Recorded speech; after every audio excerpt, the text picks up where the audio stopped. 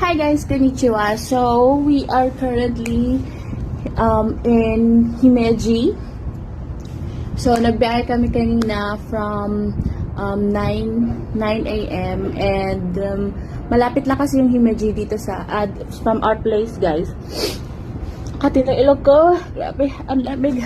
Malapit lang kasi yung Himeji sa place namin, guys. Siguro mga 30 minutes. 30 minutes or 20 minutes na train. And then kasi today's the day.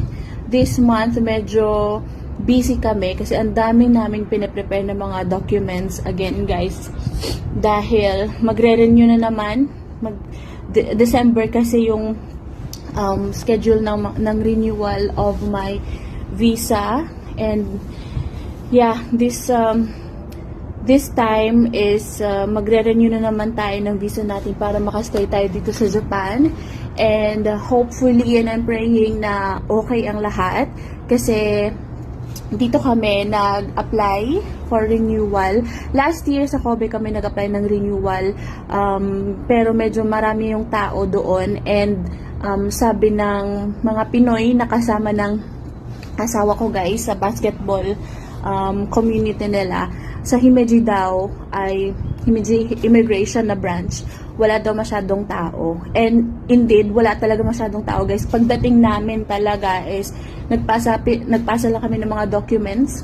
Chinek lang nila yung documents. And then after like 5 minutes, okay na. So hopefully, guys, ay mabigyan tayo na medyo matagal-tagal kasi last year, binigyan tayo ng 1 year lang. And pinapipray ko talaga ngayon na everything will be okay. Na wala lang sana kaming problema sa pagre-renew ng visa, spouse visa dito sa Japan. Kasi nowadays, medyo mahigpit yung Japan ngayon. Especially sa mga foreigners. So, alam niyo na yan, guys, sa mga Pilipino, mga Pinoy, mga foreigners na nagsistay dito sa Japan. Yes, mainit yung balita ngayon dito sa Japan na medyo pahirapan na.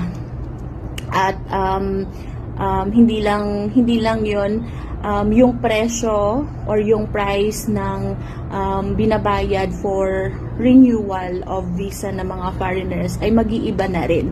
So, dahil sa bagong Prime Minister